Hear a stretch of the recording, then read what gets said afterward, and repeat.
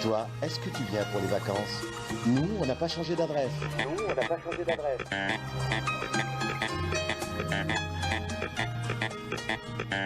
Onde Marine. Votre nouveau rendez-vous de l'été. Coup de cœur, petites news sympathiques, 2 ou 3 petits conseils. Le tout dans une ambiance décontractée, les pieds dans l'eau. Onde Marine, là où commencent tes plus belles vacances.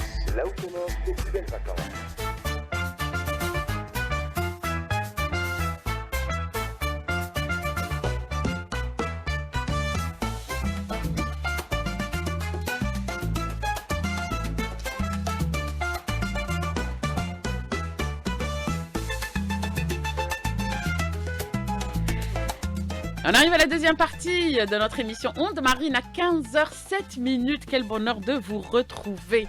Elles sont là, nos sociétaires, Shiraz El Fatmi et Sarah Boumazam. Coucou Nous sommes Soraya. là. Elles sont là, vous allez découvrir un petit peu ce qu'elles ont à nous raconter aujourd'hui. Notre guest, un plaisir de vous avoir avec nous, Kalima Nayet. Ravi de même. Et il est là, il vient d'arriver, Monsieur Mohamed Bouhicha, vous êtes le directeur général de la recherche scientifique et développement technologique au ministère de l'Enseignement supérieur. Quel bonheur de vous recevoir. Bonheur à moi, merci de m'avoir invité. Ça va, ça se passe bien. Bien sûr, ça se passe très très bien. Et il paraît qu'on va fabriquer des robots.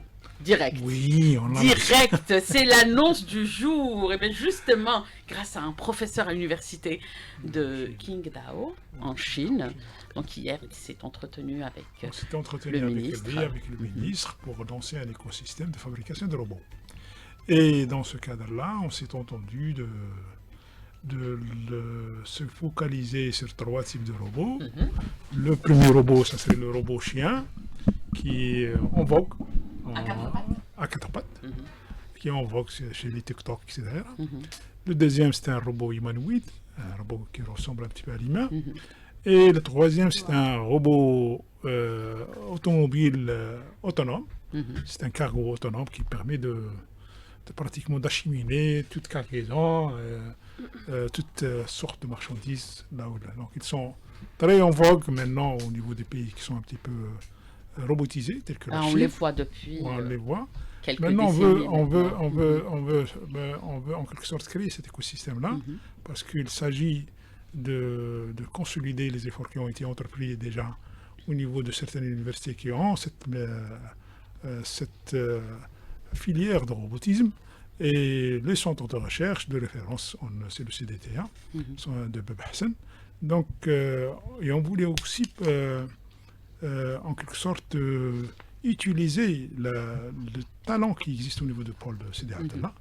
C'est nos meilleurs étudiants, c'est un pôle technologique, notamment en matière de mathématiques et d'intelligence artificielle, parce que le robotisme, c'est pratiquement de l'intelligence artificielle. Et on voulait leur donner la chance de fabriquer leur propre robot. C'est pour ces raisons-là que la réunion d'hier a été faite pour voir les moyens pour concrétiser ce vœu-là. On va créer une plateforme de robotisme qui servira, une plateforme nationale au niveau du site de Sidi Abdallah, et qui servira à créer nos robots. Pour le professeur Morad Bozit, qui a été invité hier, c'est beaucoup plus pour nous indiquer un petit peu sur les choix à choisir, parce que les Chinois s'imposent en la matière, parce qu'ils disposent d'un savoir-faire et d'un savoir très reconnu. Et aussi, ils donnent la possibilité aux pays de s'approprier le savoir, parce qu'ils peuvent vous vendre des robots que vous-même vous pouvez faire une rétroconception, c'est-à-dire le reverse engineering. C'est pour ces raisons-là qu'on va peut-être acheter quelques robots avec la partie comportement qui n'est pas faite. C'est nos étudiants qui vont le faire. Donc c'est pour ces raisons-là qu'on peut avoir un robot chien ou un robot humanoïde sur lequel on va lui doter d'un comportement. Il peut grimper un arbre, il peut marcher, il peut danser, il peut faire quoi. Mais c'est à travers nos étudiants. C'est les étudiants de Paul de Sidi Abdallah. Donc un transfert de connaissances. C'est un transfert de connaissances. C'est les étudiants de Sidi Abdallah. Il faut dire que le professeur Bouzi travaille déjà avec les étudiants de maths, les étudiants de l'école de pôle technologique de Sidi Abdallah, et ils ont développé avec lui un robot en apiculture. C'est-à-dire tout ce qui est apiculture se fait robotiser. D'accord. Extraction du miel, etc. On n'a Et plus c'est besoin les- de fumer. On n'a pas besoin de fumer. On n'a pas besoin Donc, justement et de... nos étudiants en Ouais. mathématiques lui ont développé des algorithmes pour participer dans tout ça. Et Donc, ça a été fabriqué chez nous? ça a été fabriqué conjointement entre l'école supérieure de mathématiques et l'université Chengdu de Bouzid. Est-ce qu'il commence à fonctionner ce robot? Oui, Est-ce que oui, vous oui. l'avez essayé Non, sur le il est terrain? en Chine pour l'instant. Il est Pour en le moment, Chine. il n'est pas encore venu. Il n'est pas encore venu, mais il est en Chine. Et c'est pour ces raisons-là que nous entendons de faire une collaboration étroite avec l'université de M. Mourad Bouzid pour un petit peu faire ce transfert, notamment avec les étudiants de l'IA et les étudiants de mathématiques, pour Ben, leur justement. donner la possibilité de s'épanouir dans ce domaine-là. Il y a un engouement marqué par ces étudiants-là et on voudrait les accompagner dans ce domaine. C'est vrai que les étudiants commencent à s'intéresser un petit peu aux robots à travers certains événements. Donc, on les a vus en train de fabriquer des petits robots Ouais. vraiment, on va dire, rudimentaires. Mais là, il c'est faut des vraiment le développer encore davantage. Mais là, c'est des robots, des réels robots. C'est pas des, Exactement. parce qu'on va, comme je l'ai dit, on va faire des achats de robots qui sont déjà construits, avec une partie qui manque, sur lesquels on peut maîtriser nous-mêmes. Et puis, des robots qui vont nous faire, en quelque sorte, qui vont nous aider à faire une autre conception, c'est-à-dire de faire nos propres robots éventuellement. C'est ça l'objectif. Qui vont servir à quoi? Il faut servir à tout usage, à oui. tout usage, à Tous tout les usage, domaines. dans tous les domaines. D'ailleurs, le projet que le professeur Bouzid a proposé hier pour l'école de maths et l'école d'IA, c'est un robot planteur, un robot qui permet l'irrigation des arbres autonomes. C'est très intéressant pour le barrage vert, parce que ça C'est permet... excellent aussi pour les temps Oui, c'est- caniculaires. voilà. Ah oui. Et à travers ça, il projette de faire pratiquement toute la chaîne de plantation des arbres robotisée, à travers la pépinière jusqu'à l'irrigation. Donc, pour notre opération, C'est le Jardin bien des Anges, on va avoir des robots Voilà, à l'avenir. des robots, à l'avenir, c'est des robots, oui. On va plus lancer l'appel. Donc, on va plus justement appeler Oui. les auditeurs. Oui, On va appeler les robots pour le faire. bon, vous pouvez les faire. Non, il y a des métiers qui peuvent être robotisés, mais il y a des métiers qui ne peuvent pas être robotisés. Bon, les robots, ça va servir. Il y a beaucoup de domaines d'application et on les voit du domestique jusqu'au spatial, jusqu'au militaire, tout pour être robotisé. C'est vrai qu'il y a eu la réunion hier, mais le travail a commencé bien avant. Bien avant, bien sûr. Le travail a bien commencé bien avant, notamment si on prend quelques universités. Nos universités ne disposent pas peut-être des moyens pour fabriquer, mais ils ont un savoir-faire en matière d'algorithmique et de logiciels qui est très impressionnant. Exact, pour avoir eu Pour justement l'occasion différents de le types voir. de robots, pour différents types de robots. Tout à fait. Mais par contre, le CDTA, il a un savoir et un savoir-faire. Bon, il a la capacité de fabriquer quelques robots. Ils sont par exemple, la partie vision, la partie comportement, elle est bien maîtrisée au niveau de CDTA. Mais aller vers l'humanoïde, c'est un petit peu difficile. C'est pour ces raisons-là qu'une phase d'appropriation du savoir et du savoir-faire de ces robots, il est indispensable. Et grâce aux nos compatriotes qui sont établis à l'étranger, notamment Mourad Bouzid qui est venu hier, qui a été écouté par M. le ministre. Ça va se passer comment concrètement sur le terrain? Est-ce que c'est ces étudiants qui vont partir en Chine pour apprendre encore Une davantage partie ou de c'est les experts qui vont venir en Algérie, justement au pôle universitaire? C'est dans le d'Istanbul, cadre là. de projets des étudiants, de doctorat ou de fin d'études. Ils vont faire le projet, une partie ici et une partie en Chine. Il y a un projet qui a été soumis, qui va permettre, un projet financé par les Chinois, qui va permettre à nos étudiants du pôle de faire des stages au niveau de... Parce que c'est très facile de fabriquer le robot en Chine. Tu veux une pièce, le lendemain tu l'auras.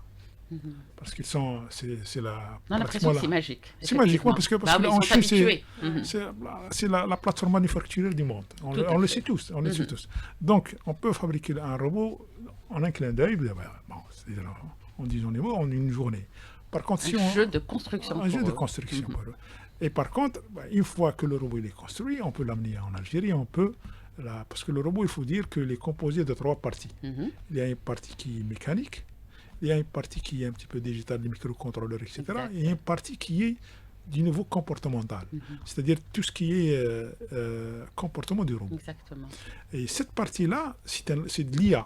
C'est la partie la plus difficile. C'est la partie la plus difficile, c'est pratiquement 40% des robots. elle est de l'IA. Et Exactement. lorsqu'on dit On l'IA, doit c'est lui pratiquement c'est dicter tout ce l'intelligence qu'il doit artificielle, faire. c'est les mathématiques, et c'est là, c'est le pôle de là. N'oublions pas qu'aussi, au niveau de Sidi Abdallah, on a une autre école qui se spécialise en robots, c'est l'école des systèmes autonomes, qu'on a impliqué dans le projet.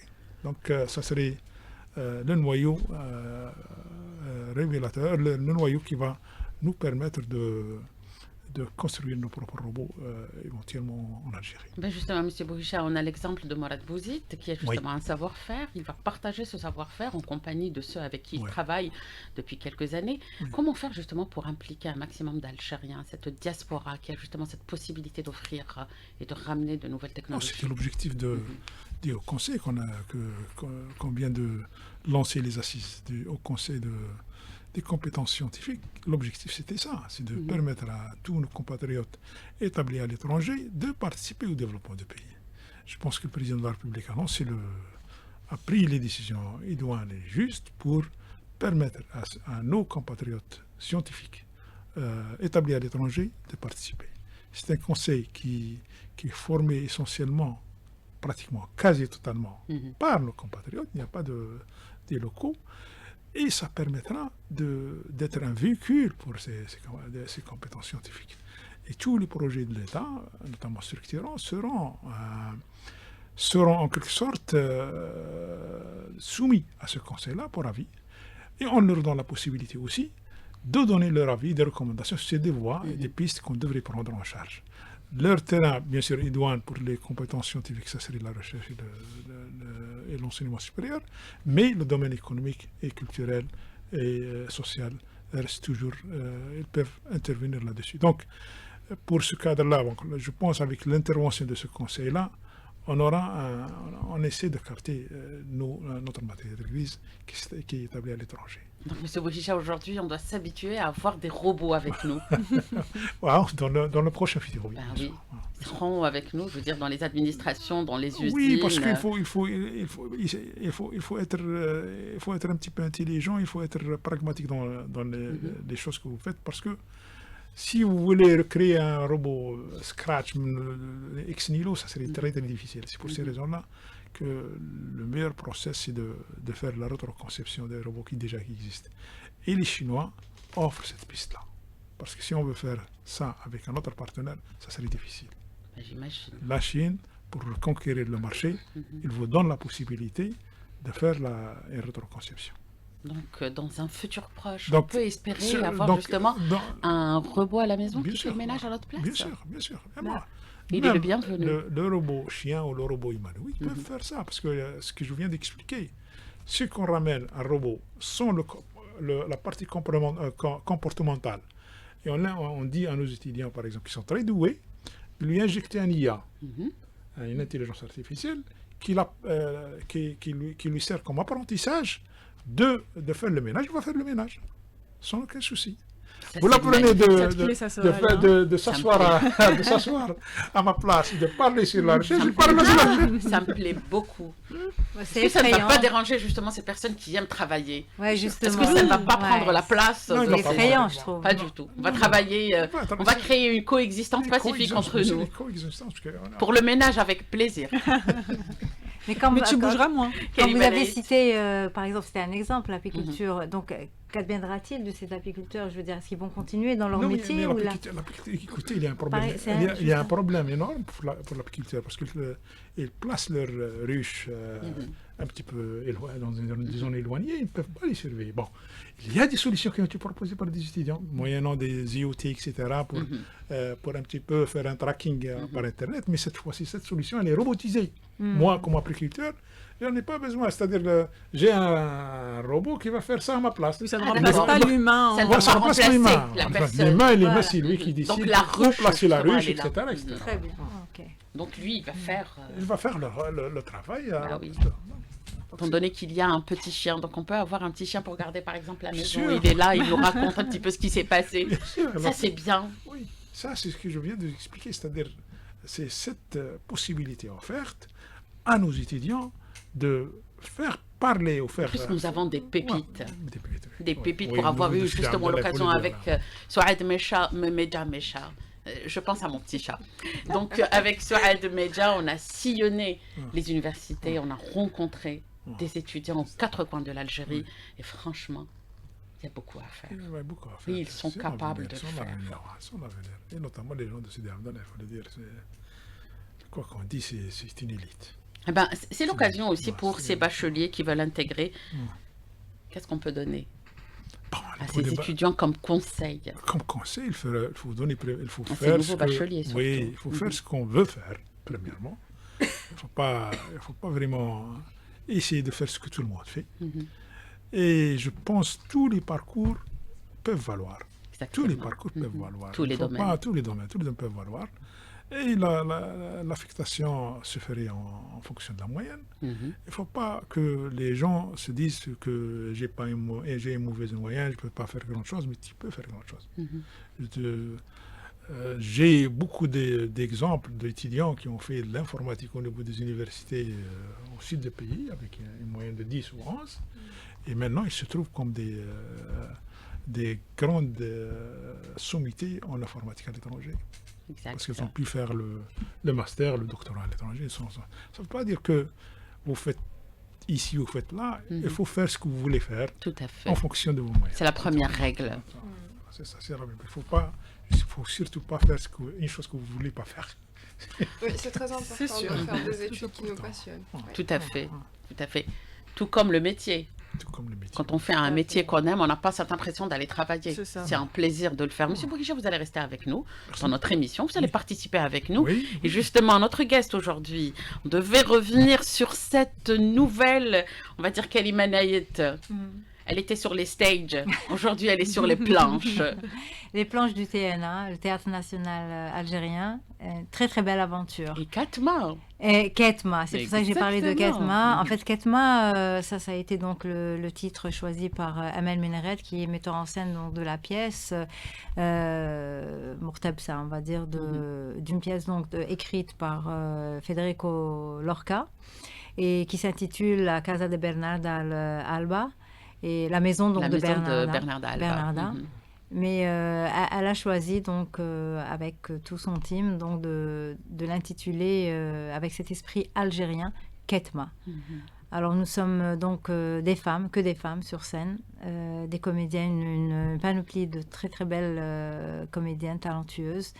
Avec qui j'ai eu vraiment un grand plaisir de travailler, ces répétitions, les échanges. Bien sûr, il y a des hauts et des bas, mais on a été très complices. Il y a une alchimie qui s'est créée entre nous. Et avec Amel, c'était vraiment...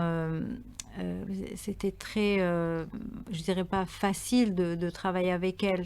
Elle est très très patiente, elle est très ouverte aux idées. Donc on se sent pas comme quelqu'un qui vient et à qui on dit fais ça comme ça, fais ça comme ci. Et donc elle donne cette liberté aussi de laisser libre cours à son imagination, et puis avec le bagage qu'on peut avoir aussi derrière. Et c'est ce qui était intéressant de voir, donc c'est de nous voir toutes différentes comme on est, mais ne faire qu'une ensuite, donc pour une générale qui a eu lieu avant-hier et avec beaucoup de succès, alhamdoulilah. Si on devait revenir un petit peu sur l'histoire de Ketma, ça raconte quoi? En fait, Bernarda, donc, parce que, bien sûr, cette pièce donc, a été revue, c'est pas pour la première fois, elle a déjà été, voilà, on l'a vu sur les planches du Théâtre National, avec les sommités, donc, comédiennes algériennes, voilà. Et donc, on revient avec cette vision Ketma, donc aussi avec son approche à elle, son ressenti à elle en tant qu'Algérienne. كيفاش تشوف هذيك la femme لهم اللي عندها بناتها اللي شادة فيهم la communauté وبناتها tellement مغلوقين, donc elles ont envie de sortir, c'était que le seul moyen c'était de se marier, donc voilà. N'oublions pas que la pièce a été écrite par Lorca, donc dans les années vraiment avant, dans les 20-40 et tout, donc mais elle lui donne aussi vie en notre temps là maintenant, Voilà, bien sûr, je pense que Amel s'expliquera beaucoup mieux que moi sur son ressenti, elle, sur l'écriture, la réadaptation elle-même de cette pièce, on va dire espagnole. Et, mais moi, en tant que Karima, dans le rôle de Angostias, Goussem, d'ailleurs, on a changé tous les prénoms. Tout à fait. Et même ça, elle est et en plus, ce qui était intéressant, c'est qu'elle nous fait participer. On ne vient pas, comme je disais, on vient à... Tu t'appelles maintenant Goussem, tu t'as plus... voilà, parce qu'il y a tout un travail en amont. Il faut passer doucement au niveau des émotions, les étapes, petit à petit, techniquement, ensuite émotionnellement. Voilà. Je ne sais pas si on arrivera un jour, si on pensera à faire des robots. Please, non, ne nous enlevez pas. Ils vont monter sur... ils vont faire du théâtre. Il n'y aura pas d'émotion, de toute manière. Justement, les amis, aujourd'hui, la rubrique de Sarah. Oui. Et Sarah Boumaza, c'est elle. C'est moi. Et donc, elle va revenir un petit peu sur... allez, on va pas spolier. Top forme, les amis. Anne-Marine, top forme.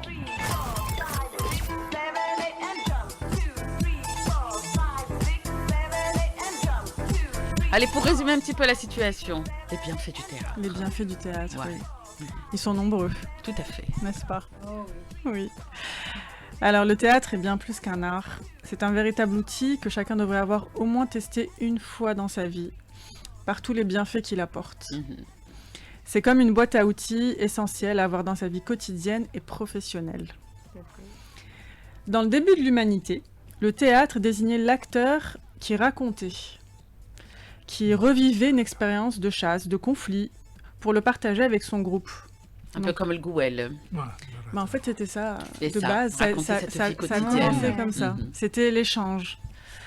Bien plus que l'art de jouer, d'être acteur, c'est avant tout l'art de raconter, de se raconter. Alors, on va parler un petit peu justement maintenant des bienfaits du théâtre, donc ce que ça nous apporte côté santé, côté émotionnel aussi. Alors, premièrement, ça nous apprend à nous accepter. On a tous nos défauts, hein, mais aussi nos blocages et nos complexes. Tout à fait. Dans les cours de théâtre, on apprend à s'accepter et surtout à s'aimer. On apprend à interagir avec les autres, à se connaître, à s'ouvrir à l'autre et à sortir de sa coquille. Parce que le fait d'être sur des planches, d'être obligé justement... On est obligé de donner le tout pour le C'est tout en ça. plus en face du public. Oui. On est là. Mais même déjà avec les personnes avec lesquelles on joue, Oui, déjà, oui, tout à pendant fait. les répétitions Ah, déjà. oui. D'ailleurs, on le conseille pour les enfants introvertis. Donc, on essaye un petit peu, on conseille aux C'est ça. parents de les Justement, inscrire dans des activités qui vont leur permettre un petit peu de s'exprimer, et notamment le théâtre. tout à fait. Alors ça nous apprend aussi à bouger son corps. Donc c'est pas uniquement un bienfait pour l'esprit, pour notre cerveau, mais aussi pour notre corps. Les bienfaits du théâtre sont également physiques. Faire du théâtre demande une implication corporelle dans le jeu. Dans un cours de théâtre, tous les élèves apprennent à bouger leur corps dans l'espace, à se mouvoir sur différents rythmes. On apprend qu'une émotion peut se traduire par un geste ou un mouvement. On se dépense en faisant du théâtre. On apprend aussi à se connecter au présent. De nos jours, tout est toujours rapide, on vit pour demain, on n'a jamais le temps. On ne prend pas le temps de s'arrêter, de se poser, de s'écouter. On ne prend même pas le temps de respirer correctement. On en parlait hier, justement, on parlait de la respiration. On ne sait plus respirer. Mais le théâtre nous apprend justement à respirer, nous réapprend à respirer comme on devrait le faire. Le théâtre est un art de l'immédiateté, du moment présent, jouer sur les planches. Se connecter à son partenaire de jeu, à l'histoire, demande une écoute, une acuité de chaque seconde. Le temps est comme suspendu. L'expérience émotionnelle ressentie est inoubliable. On se réapproprie alors la notion de temps. On apprend aussi à gérer son stress. Et ça, important. je pense que tout le monde On a besoin. Voilà, tout le monde en a besoin, exactement. On devrait tous aller faire du théâtre pour apprendre à gérer notre stress, sachant que le stress, c'est un fléau, hein, maintenant, tout le monde subit ça. Donc, on devrait, je pense, aller faire des exercices de théâtre pour dépasser tout ça. On va suivre Kalima Naït. Oui. Dans sa nouvelle... Non, mais il n'y a pas que conquête. ça. Moi, je pense que, oui, faire du théâtre, mais aussi aller voir des pièces théâtrales. Oui, tout à fait. C'est reprendre, se reconnecter au monde du théâtre. Je trouve que c'est super important. Oui, on va venir Parce vous que, voir d'ailleurs. voilà, ça fait énormément... Voilà, je ne dis pas pour nous, mais ça fait énormément de bien à l'audience. Voilà. Moi-même, en tant qu'artiste, quand je vais assister à une pièce théâtrale, je suis en plein dedans dans cette pièce. On vit. On vit le moment. C'est voilà. Et je trouve que ça fait beaucoup de bien, énormément de bien aux gens aussi. Ouais. Monter sur scène, que ce soit dans un cadre théâtral, professionnel ou amateur, offre des avantages significatifs pour la gestion du stress. Pourquoi ? Cela permet non seulement de développer la confiance en soi, mais aussi d'améliorer la gestion émotionnelle en apprenant à exprimer et à gérer diverses émotions. Parce qu'on peut, le théâtre, ça peut être dramatique, ça peut être comique, ça peut être, voilà, on a toutes les émotions qui peuvent... La respiration est elle aussi une composante essentielle dans les techniques théâtrales. Elle permet de développer la présence scénique et contrôler les émotions. Quoi de mieux pour gérer son stress en calmant son système nerveux grâce à la respiration profonde. Le théâtre est également connu pour stimuler la créativité, une aptitude qui se révèle bénéfique aussi bien sur scène que dans la vie quotidienne. Se mettre en processus créatif est une arme redoutable contre le stress. Enfin, apprendre à se mettre à la place de l'autre. On apprend à l'empathie. Et je pense que beaucoup d'humains ont besoin d'apprendre ces ça. émotions. C'est apprendre, c'est se mettre à la place de l'autre. Tout à fait. Et donc, c'est ce qu'on fait généralement quand on joue escapade. un rôle. oui, On essaie de s'approprier justement cette... justement. Jouer un rôle oblige à ressentir et à justifier des actions ou des choix qui ne sont pas les nôtres. On apprend à voir le monde à travers les yeux de profils très différents de soi. Le théâtre permet d'incarner des rôles variés, de comprendre les émotions d'autrui et d'activer les mécanismes cérébraux du lien social. Et chez les enfants, on en parlait justement. C'est un outil extraordinaire pour accompagner le développement de l'enfant ou de l'adolescent. À travers des jeux, des histoires, des mises en scène ludiques, les enfants apprennent à s'exprimer, à écouter, à se positionner dans un groupe. Ils prennent confiance, tout comme les adultes, se familiarisent avec l'idée de parler en public et stimulent leur créativité. Cela favorise aussi la concentration, la mémorisation et l'empathie. Donc, chez l'enfant, c'est vraiment très intéressant comme outil. Chez l'adolescent, au moment où l'estime de soi peut être fragile, où le regard de l'autre pèse lourd, le théâtre leur permet de dépasser leur timidité, travailler leur expression orale et leur apprendre à coopérer. Pour conclure, le théâtre est une pratique vivante, exigeante parfois, mais toujours formatrice. Ah bah oui. Allez, tous au théâtre les amis. Elle est là, notre docteur préférée. Elle vient nous donner des informations qui concernent justement notre mâchoire. Jingle, bel et bien. Attends, je vais me lever moi. Anne-Marie. Bel et bien.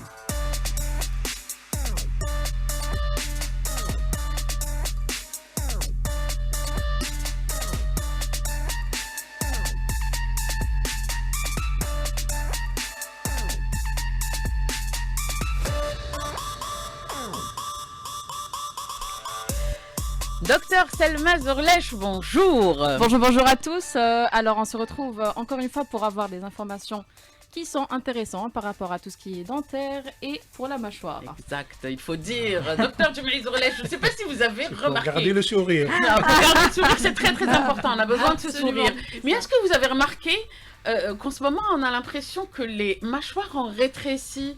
Les gens On a sourient tout. moins. Non, on a tous des problèmes de chevauchement. À l'époque, c'était bien, c'était... Il y avait de l'espace parce qu'on se contracte, on est tout le temps stressé, donc on a la mâchoire qui se... Et on mangeait bien, et on mangeait des produits solides qui permettaient un petit peu à ces muscles de bouger et de garder cette mâchoire assez large. Aujourd'hui, J'ai l'impression, docteur, que la nourriture est devenue un peu plus mou. Absolument, avec notre rythme de vie qui a changé. On Et est devenu un peu plus fainéant. cette heure qui est un petit peu très rapide et très fast.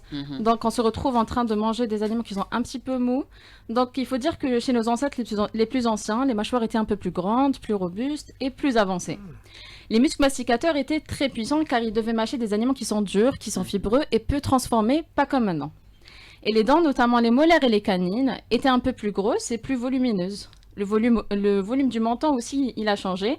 Donc, l'être humain moderne, disant que cet aspect-là du menton-là, qui est bien robuste, il a un petit peu changé. Donc, je vais aussi vous parler aujourd'hui du développement de la mâchoire. Au courant des années, le développement de la mâchoire a plusieurs facteurs qui influencent, par exemple la génétique. La génétique qui permet de vraiment avoir... qui a ce rôle-là de la taille de la mâchoire, de la forme, de la position des mâchoires. La respiration aussi, qui joue un rôle qui est très important, comme ils ont dit tout à l'heure. Donc, elle favorise le développement harmonieux de tout ce qui est visage et muscles masticatoires avec les os qui sont en permanence en articulation avec. Donc, voilà. Donc, cela, ça permet vraiment d'avoir cet aspect... de développement qui est vraiment harmonieux. Justement, docteur Zorlech, il faut dire que les mâchoires ont tendance à devenir un peu plus petites, mais on a gardé quand même nos 32 dents. Ça n'a rien changé à l'intérieur. Ça n'a rien changé, par contre, la taille des dents, elle est devenue un petit peu plus petite. Voilà. Et ça se chevauche aussi. Ça commence à se chevaucher. Le cerveau aussi, il a grandi de taille. Donc, ce qui permet vraiment d'avoir cet aspect qui a carrément changé le visage et la tête. D'accord. Donc, le cerveau a grandi, les dents se sont rétrécies. La mâchoire aussi, elle a changé. Il y a eu des changements. Il y a eu beaucoup de changements. Il y a certaines aussi anomalies qui se passent au jeune âge. Par exemple, tout ce qui est langue, positionnement de la langue. La langue, il faut savoir qu'elle doit être positionnée au niveau du palais.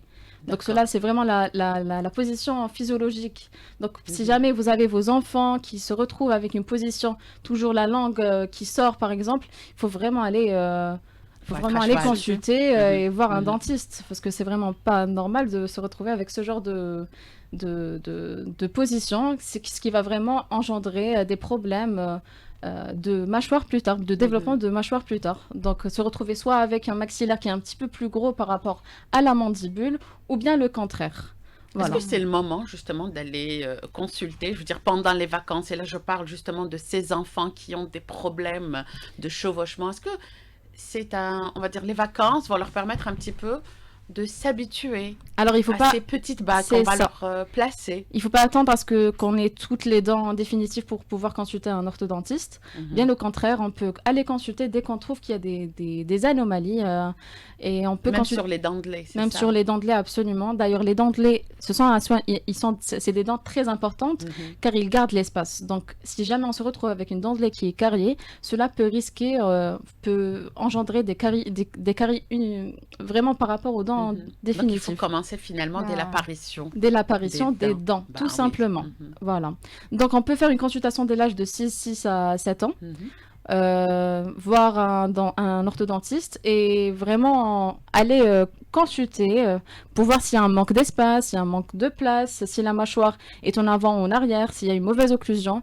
Et j'aimerais aussi parler de la respiration encore une fois. La respiration buccale, c'est une respiration qui est pathologique. Donc, que ce soit pour les adultes ou que ce soit pour les enfants, il faut aller rétablir cette respiration, voir un ORL ou faire carrément une rééducation pour pouvoir respirer normalement par le nez et pouvoir faire sortir de l'air par sa bouche. D'accord, pour faire travailler encore davantage ces muscles. Ces muscles, absolument. On revient toujours aux muscles parce que les muscles ont un lien qui est très fort avec la croissance. En tant qu'adulte aussi, on peut avoir des apnées de sommeil, donc avoir un sommeil qui est un petit peu perturbateur, vraiment se réveiller pendant la nuit et juste avoir l'envie d'aller boire de l'eau.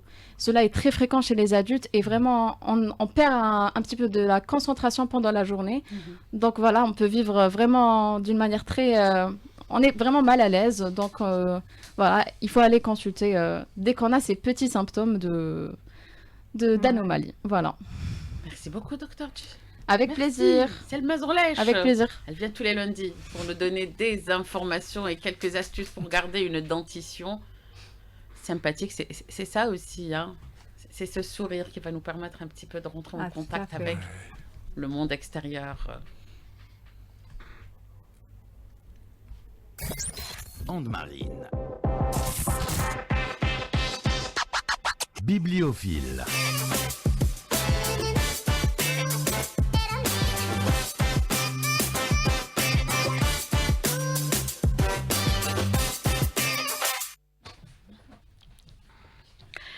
Bibliophile. Là, on passe un petit peu, justement, à ces idées de lecture. C'est très, très important. Un peu de détente, ça fait toujours du bien. On a eu l'occasion d'avoir un grand monsieur avec nous lors de la première heure de l'émission. Il nous a donné, justement, quelques informations pour préserver son corps. Et si vous n'avez absolument rien à faire à l'extérieur, les amis, quand on a des canicules, restez chez vous, prenez un livre. Et ça, il va le conseiller aussi. Le ministère de l'enseignement supérieur, c'est très, très important. La lecture, elle est très importante, bien sûr. C'est ce qu'on conseille généralement. Oui, c'est très important de lire. Et elle est là, Shiraz Al-Fatmi. Elle va nous donner des astuces et des idées de lecture pour cet été. Alors, dans un village isolé de Chihuahua, au Mexique, Diego et Elena, 2 adolescents, sont appelés les fiancés par les habitants de leur village. Tant leur amour est pur et évident. Au milieu de cette pauvreté, leur amour est leur plus grande richesse. Mais dans la réalité comme dans la fiction, on est amené à faire face au coup fatal et impitoyable de la vie. Le bonheur d'Elena et Diego n'était pas à l'abri lui aussi. La vie des 2 tourtereaux bascule après une tragique agression qui sera le début d'une longue aventure infernale, les poussant tous les 2 vers l'enfer de la pègre de Ciudad Juárez. Leur bonheur détruit, Elena, qui n'arrive pas à pardonner à Diego son manque de courage, laisse tout derrière elle et quitte leur village pour la ville. Elle s'enfuit à Ciudad Juárez, reconnue comme l'une des villes les plus dangereuses et meurtrières de la planète. Diego devient fou. Ne pouvant accepter la perte de celle qu'il aime, le jeune homme décide d'agir enfin. Accompagné de son cousin Ramirez, il quitte son foyer et part à la reconquête de sa bien-aimée, priant le ciel de l'aider et tout ce qu'il croise sur son passage de la retrouver. Le héros plonge dans les bas-fonds de la ville, affrontant la violence de la rue, les guerres des clans et la folie meurtrière des cartels pour tenter de retrouver Elena. Et c'est ce que nous raconte Yasmina Khadara dans Pour l'amour d'Elena. C'est un très très beau livre que je vous conseille vivement de lire. Vous allez voyager, encore une fois, jusqu'au Mexique. C'est ça le but aussi. Voilà. De la vous allez lecture, voyager, comme je dis à Mhm. chaque fois, vous allez voyager sans bouger de votre canapé ou de votre transat, peu importe où vous êtes. Et vous allez aller au Mexique, découvrir un nouveau monde, une nouvelle société. Foncez, achetez-le. Et il est paru aux éditions Casbah et je vous le conseille vivement. Vous allez être dépaysé, mais d'une très très belle manière. Et vous allez découvrir si Elena arrive à pardonner à Diego et s'il continue leur idylle. On va pas spoiler, on va le lire. Voilà. Kalima Naït, est-ce que vous êtes justement, est-ce que vous avez gardé cet attachement au livre? Pour des raisons, on va dire, vraiment de manque de temps, etc. Non, franchement pas depuis un moment. J'avais repris la lecture d'un livre que j'avais déjà lu, c'est les 4 accords Toltec. Et c'était vraiment pour me rappeler certaines choses. Mais après, bon, bien sûr, entre la pièce théâtrale, déjà il y avait la lecture, il y a le texte, il faut aller faire des recherches sur la lecture ancienne, donc de Lorca. Voilà, moi je n'ai pas eu vraiment le temps. C'est de la lecture aussi. Oui, bien sûr, c'est de la lecture, c'est de la documentation, mais donc oui, on est tout à fait. Mais je veux dire, je me suis pas pris vraiment le temps Hadek que j'adore faire, d'aller soit dans un café ou là justement, chez moi, c'était votre passion. Voilà, il y a quelques un temps. livre, voilà, ça peut être de la fiction, comme ça peut être un truc sur des formations, aussi sur le bien-être, lire, voilà, lire c'est important. Pour moi, et encore, je me dis, je suis quelqu'un qui est un peu vintage, on va dire. J'aime le papier, j'aime les tablettes et tout ça encore. J'arrive pas à m'y faire. J'ai pas la même sensation quand je lis, sur une tablette ou ça. On va avoir peut-être des robots Monsieur Bouhicha, qui vont nous lire des petites histoires. Oui, il y a toujours des robots qui sont en train de le faire maintenant. Il y a des bouquins que vous pouvez... Non, un petit robot qui va venir nous border tous les soirs. Eh bien, vous pouvez l'avoir. Avec son petit livre. Il faut faire l'apprentissage, c'est tout.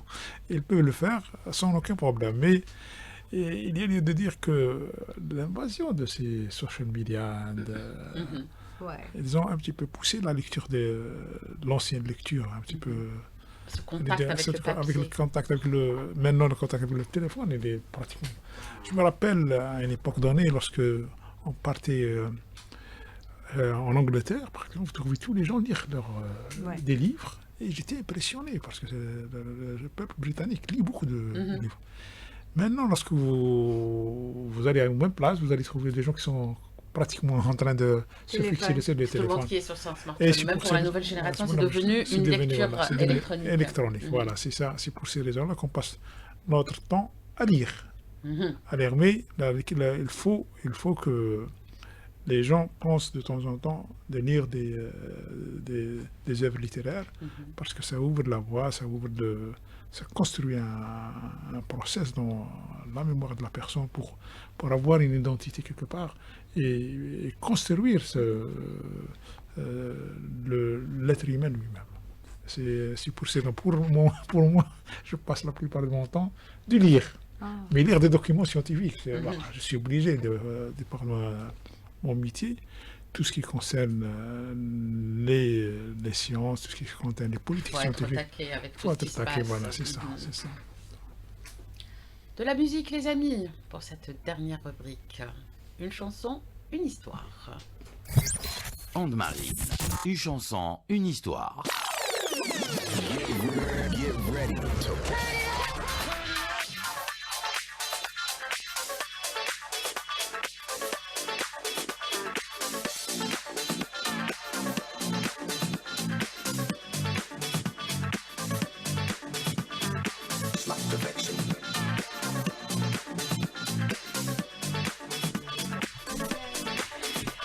Eh oui, c'est vrai, c'était la belle époque. Les années, on va dire... 80 Oui, 80. Et pour la chanson Eddie Murphy. En fait, c'est 91. D'accord. Voilà. Fin des années 80. Début des années 80. Ça a commencé à mûrir justement vers la fin des années 80 et c'est sorti en 91. 91. Là, on va parler d'une chanson légendaire. Bon, de chansons légendaires ici. Bonjour Nassim. Bonjour, voilà. bonjour. On peut vous dire bonjour. Bah, je suis speed aujourd'hui. Hein. Un petit peu, c'est notre petite tornade aujourd'hui. Alors, nous allons parler d'une chanson légendaire, comme je vous ai dit, connue par tout le monde. Peut-être pas par Shiraz. Bon. Oh là là. Bah quoi, bah pas que hier, je t'avais dit. Donc... Bon, la guerre est déclarée. La guerre est déclarée. Apparemment. Ok, moi j'adore les gars. Donc c'est une chanson d'un groupe mythique. Alors question pour Andina, ils sont 4, anglais, et leur nom a un point en commun d'une résidente du Buckingham Palace. C'est The Queen. The Queen, voilà, que dire de The Queen, formée à Londres en 70 par Freddie Mercury, Brian May et Roger Taylor. Puis une année après, il y a John Deacon qui a rejoint le groupe à la basse en 71, porté par Freddie Mercury, que je considère comme l'un des meilleurs frontmen et leaders du monde du rock. Que ce soit en studio avec leurs titres, et aussi on citait des tonnes, We Will Rock You, We Are the Champions, qui est joué pour les champions de chaque match, de chaque discipline. Exactement. Voilà, c'est une chanson, c'est une célébration pour moi. Dans la Champions League. Aujourd'hui, on va parler d'une chanson, on va dire, moi qui me touche, parce que c'est l'un des derniers titres enregistrés de Queen, par Freddie Mercury et de son vivant. Et c'est Show Must Go On. Qui connaît Show Must Go On? On le connaît. Ah, super. Donc, cette chanson est connue de par son génie musical et son refrain accrocheur, mais derrière, il y a un combat, un combat d'un homme mourant. Parce que c'était le dernier titre de Freddie Mercury. Il y a même une histoire, il y a le guitariste Brian May qui pensait que Freddie n'allait pas réussir à la chanter. Donc Freddie lui a dit, moi je peux le faire. Et il l'a fait. Je vais la chanter. Et pour moi, moi qui chante souvent, c'est l'une des chansons les plus difficiles à interpréter. Quand je l'ai interprétée, j'étais très content. Donc, Show Must Go On, qui raconte un peu importe ce qui pourra se passer dans la vie, malgré les problèmes, malgré tous les aléas, le show continue et continuera. Et on vous laisse avec The Show Must Go On de Queen. Go on, ben justement, malgré les difficultés, il faut apprendre à se lever et aller de l'avant. C'est une belle histoire de vie. Très belle histoire de vie, très belle leçon. Moi j'en ai fait l'expérience, j'ai choisi ce domaine, que ce soit musical, il y a eu beaucoup de sacrifices, il y a eu beaucoup d'embûches, on va dire. Mais ne jamais baisser les bras. Mais ne jamais baisser les bras, c'est voilà, à la fin tu auras ce que tu veux et tu seras vraiment content de ce que tu as ramené là, de ce que tu trouveras. Voilà. Kalima Naït, sur ces notes, un dernier mot. Là aujourd'hui vraiment j'ai eu un plaisir à écouter déjà le docteur à la première partie avec tous les conseils. Monsieur, donc Monsieur Bouhicha. Ah oui, vraiment. Et en même temps, il m'a fait peur avec ces histoires de robots et tout ça, parce que je me dis, avec l'intelligence artificielle et tout. Ils vont prendre notre place. Mais c'est intéressant. Tant qu'ils font le ménage, tant qu'ils s'occupent de la Mais je retiens quand il dit qu'il y a une partie qui sera faite, réadaptée à l'ASEB. Ça, c'est génial. Et puis toutes les rubriques, bien sûr, voilà, Esmina Khadra, la lecture, le bien-être, Selma Zouglash avec les mâchoires. Donc il y a eu, voilà, j'ai emmagasiné beaucoup d'informations et puis avec la tornade. Avec la tornade, notre Nessim national. Je vais me mettre un surnom du coup. Super. Alors pour Ketma. Ketma, donc, on aura justement la chance. À partir du mois de septembre, Ketma. Et voilà, ça va être sur la scène du TNA et ensuite en tournée sur le territoire national. Voilà, venez voir Ketma, vraiment. On va venir. Vous avez déjà une bonne dizaine de personnes qui vont assister. Et c'est tout le monde qui dit oui. Justement, j'ai une question pour tout le monde qui nous écoute veut la poser. Est-ce qu'on aura un scénario la Terminator?